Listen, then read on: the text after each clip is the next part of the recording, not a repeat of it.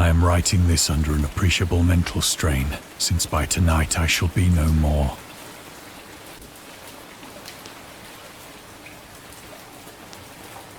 Penniless, and at the end of my supply of the drug which alone makes life endurable, I can bear the torture no longer, and shall cast myself from this garret window into the squalid street below.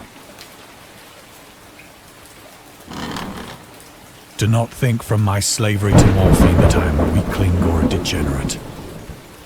When you have read these hastily scrawled pages, you may guess, though never fully realize, why it is that I must have forgetfulness, or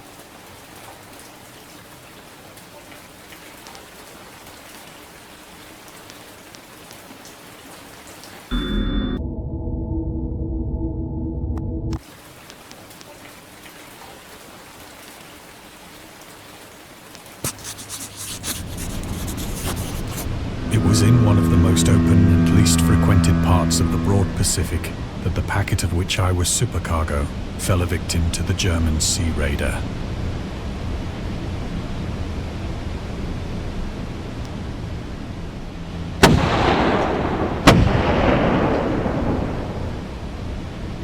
The Great War was then at its very beginning, and the ocean forces of the Hun had not completely sunk to their later degradation, so that our vessel was made a legitimate prize, whilst we of her crew were treated with all the fairness and consideration due us as naval prisoners.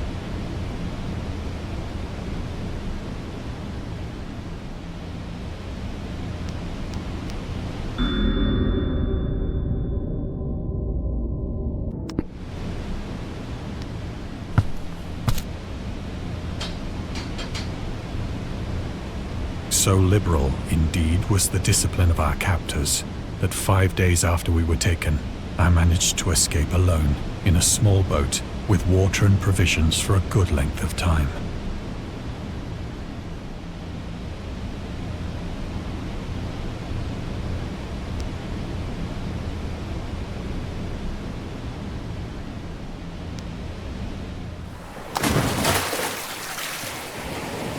When I finally found myself adrift and free, I had but little idea of my surroundings. Never a competent navigator, I could only guess vaguely by the sun and stars that I was somewhat south of the equator. Of the longitude, I knew nothing, and no island or coastline was in sight.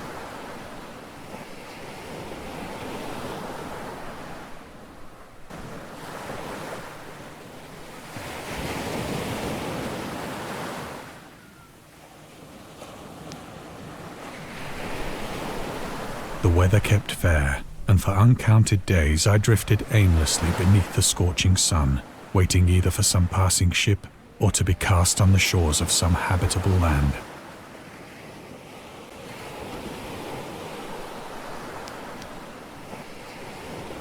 But neither ship nor land appeared, and I began to despair in my solitude upon the heaving vastness of unbroken blue.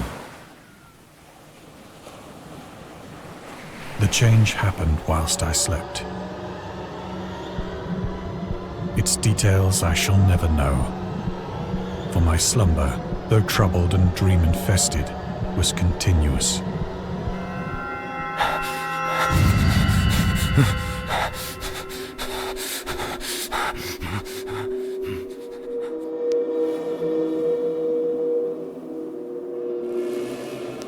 When at last I awoke, it was to discover myself half sucked into a slimy expanse of hellish black mire, which extended about me in monotonous undulations as far as I could see, and in which my boat lay grounded some distance away.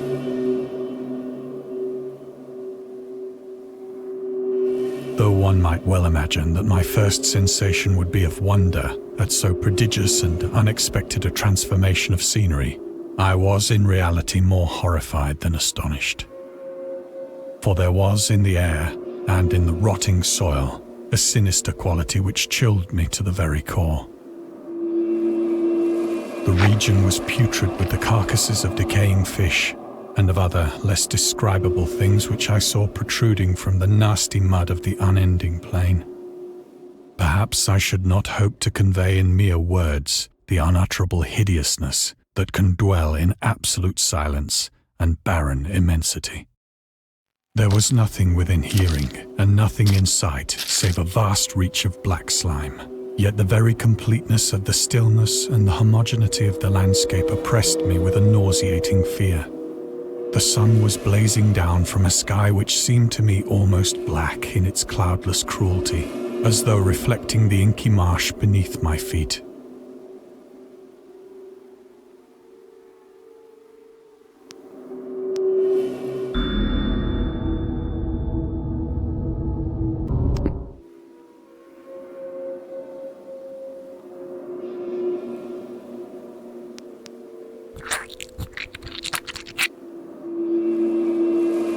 As I crawled into the stranded boat, I realized that only one theory could explain my position.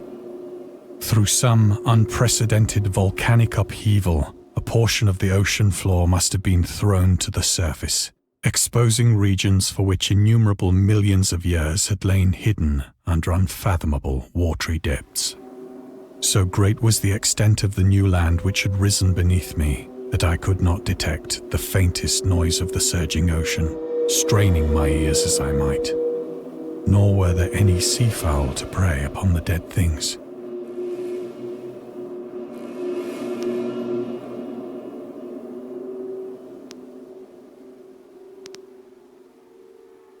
For several hours I sat thinking or brooding in the boat, which lay upon its side and afforded a slight shade as the sun moved across the heavens.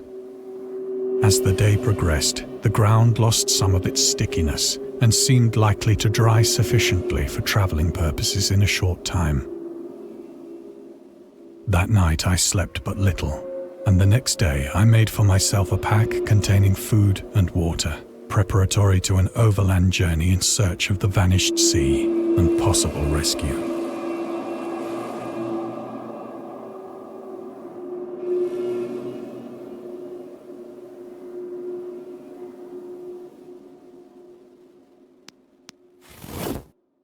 On the third morning, I found the soil dry enough to walk upon with ease.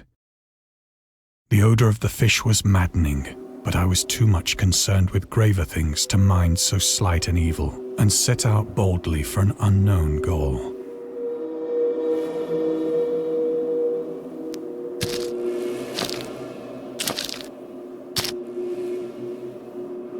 All day I forged steadily westward, guided by a faraway hummock which rose higher than any other elevation on the rolling desert.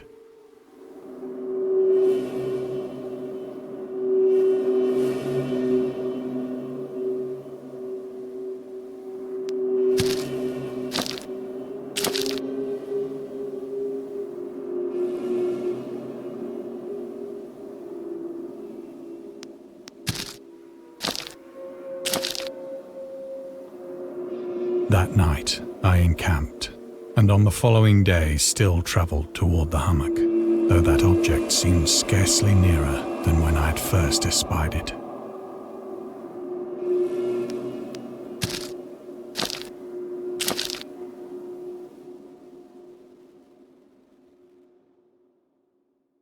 By the fourth evening, I attained the base of the mound, which turned out to be much higher than it had appeared from a distance.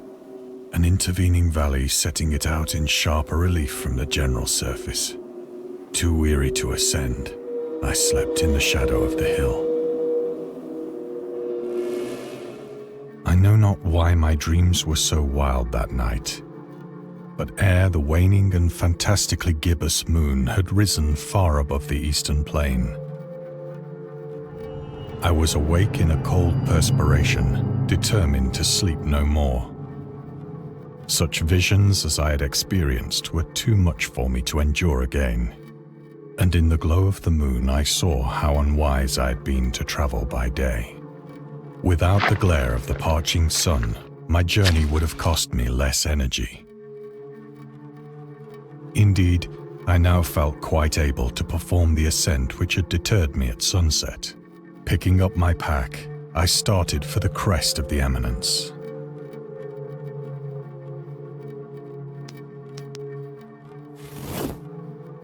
have said that the unbroken monotony of the rolling plain was a source of vague horror to me. But I think my horror was greater when I gained the summit of the mound and looked down the other side into an immeasurable pit or canyon, whose black recesses the moon had not yet soared high enough to illumine. I felt myself on the edge of the world, peering over the rim into a fathomless chaos of eternal night. Through my terror ran curious reminiscences of Paradise Lost and of Satan's hideous climb through the unfashioned realms of darkness. As the moon climbed higher in the sky, I began to see that the slopes of the valley were not quite so perpendicular as I had imagined.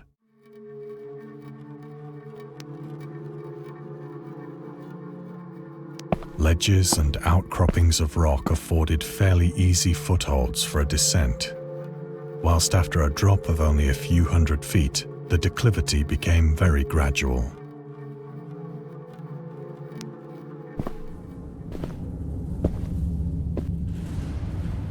Urged on by an impulse which I cannot definitely analyze, I scrambled with difficulty down the rocks and stood on the gentler slope beneath, gazing into the Stygian deeps where no light had yet penetrated. All at once, my attention was captured by a vast and singular object on the opposite slope, which rose steeply about 100 yards ahead of me, an object that gleamed whitely in the newly bestowed rays of the ascending moon.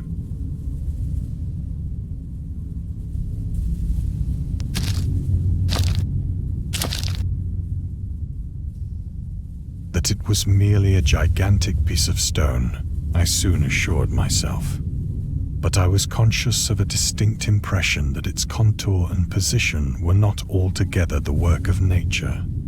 A closer scrutiny filled me with sensations I cannot express.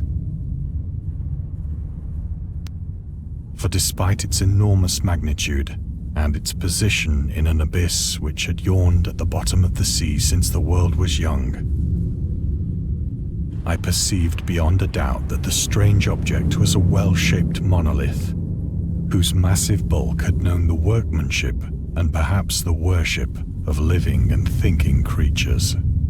Dazed and frightened, yet not without a certain thrill of the scientist's or archaeologist's delight, I examined my surroundings more closely.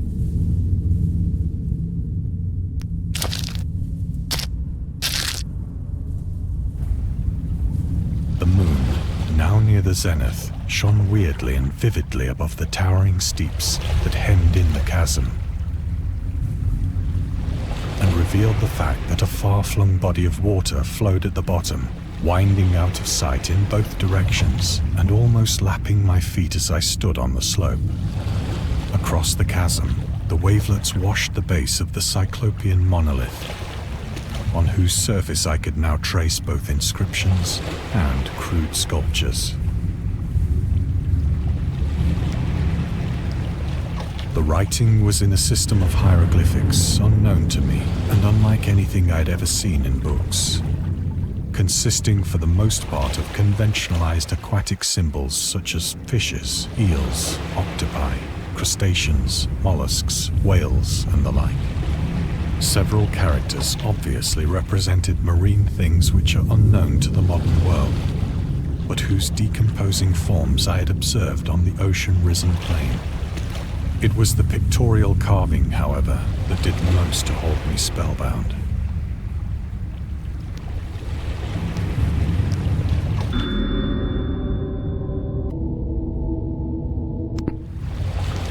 Plainly visible across the intervening water on account of their enormous size were an array of bas-reliefs whose subjects would have excited the envy of a Doré.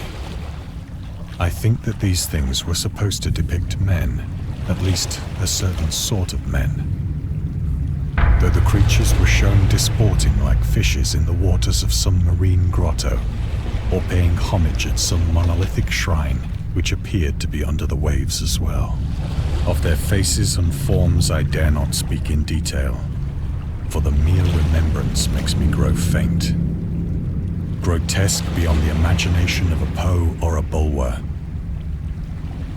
They were damnably human in general outline, despite webbed hands and feet, shockingly wide and flabby lips, glassy, bulging eyes, and other features less pleasant to recall. Curiously enough, they seemed to have been chiseled badly out of proportion with their scenic background. For one of the creatures was shown in the act of killing a whale, represented as but little larger than himself. I remarked, as I say, their grotesqueness and strange size, but in a moment decided that they were merely the imaginary gods of some primitive fishing or seafaring tribe. Some tribe whose last descendant had perished eras before the first ancestor of the Piltdown or Neanderthal man was born.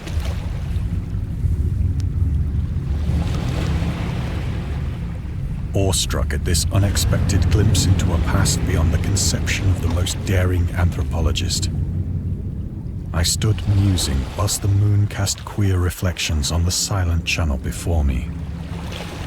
Then, suddenly, I saw it. With only a slight churning to mark its rise to the surface, the thing slid into view above the dark waters. Vast, polyphemus-like and loathsome, it darted like a stupendous monster of nightmares to the monolith, about which it flung its gigantic scaly arms, the while it bowed its hideous head and gave vent to certain measured sounds.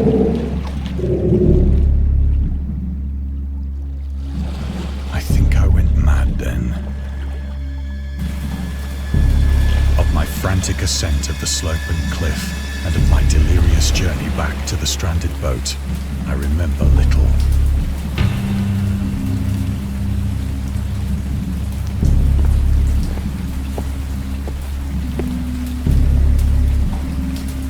I believe I sang a great deal and laughed oddly when I was unable to sing.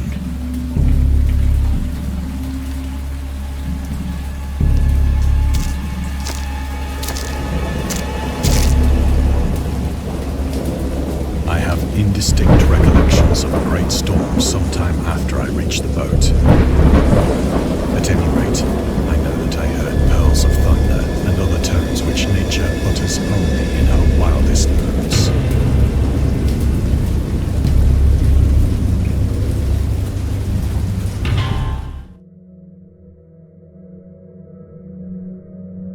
When I came out of the shadows, I was in a San Francisco hospital, brought thither by the captain of the American ship which had picked up my boat in mid-ocean. In my delirium, I had said much, but found that my words had been given scant attention. Of any land upheaval in the Pacific, my rescuers knew nothing. Nor did I deem it necessary to insist upon a thing which I knew they could not believe.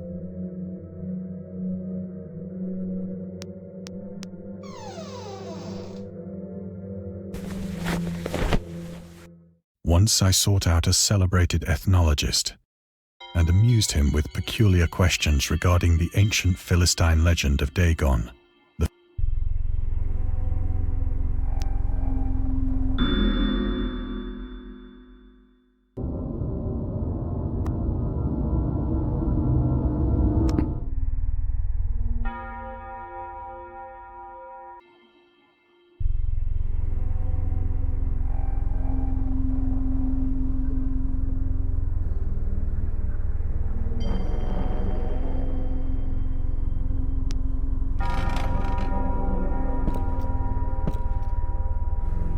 But soon perceiving that he was hopelessly conventional, I did not press my inquiries.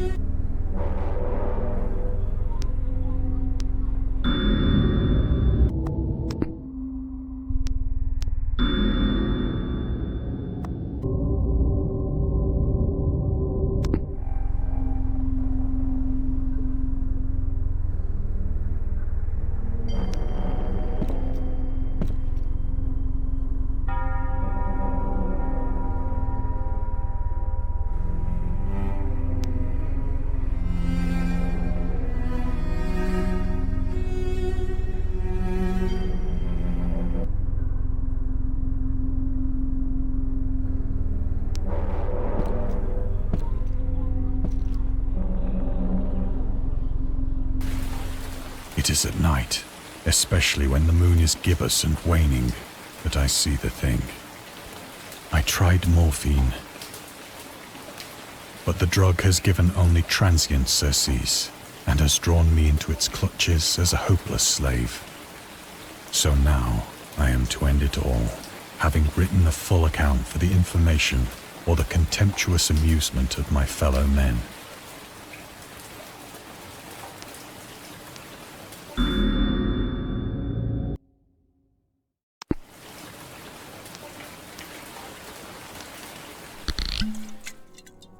Often, I ask myself if it could not all have been a pure phantasm, a mere freak of fever as I lay sun-stricken and raving in the open boat after my escape from the German man-of-war. This I ask myself, but ever does there come before me a hideously vivid vision in reply.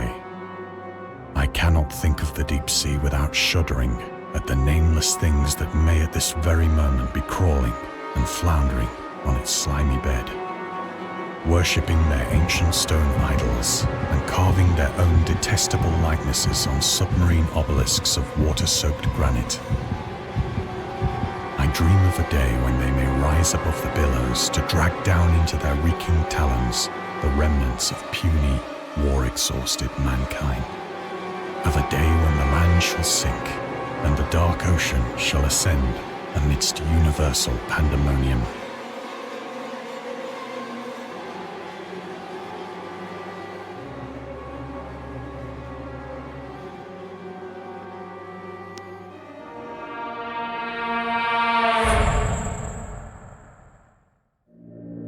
The end is near.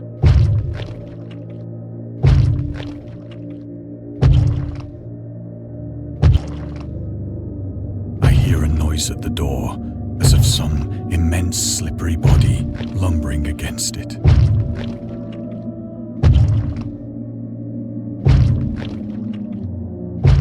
It shall not find me.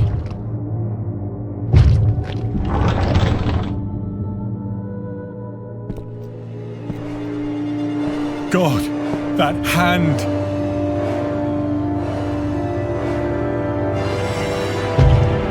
The window! The window!